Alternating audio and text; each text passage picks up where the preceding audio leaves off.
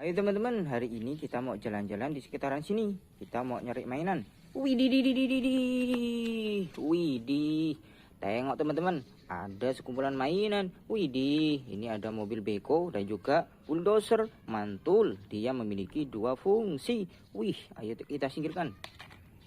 Widih, ini ada mobil Tayo teman-teman. Mantul, dia memiliki tangga. Kerennya mobilnya, ayo kita singkirkan. Wih, ada mobil beko teman-teman. Wih, kecil ya mobil bekonya. Warnanya pink. Ayo teman-teman kita singkirkan. Widih, ini mobil apa teman-teman?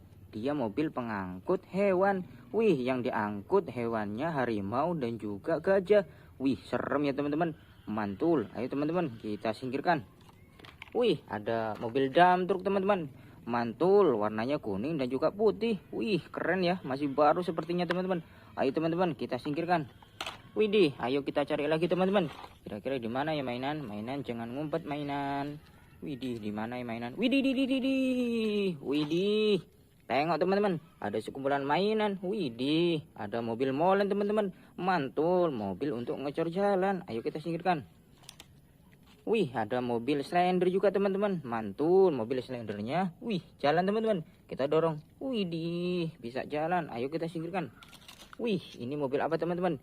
Ini mobil dump truk mantul. Ayo kita mainkan. Kita tarik teman-teman.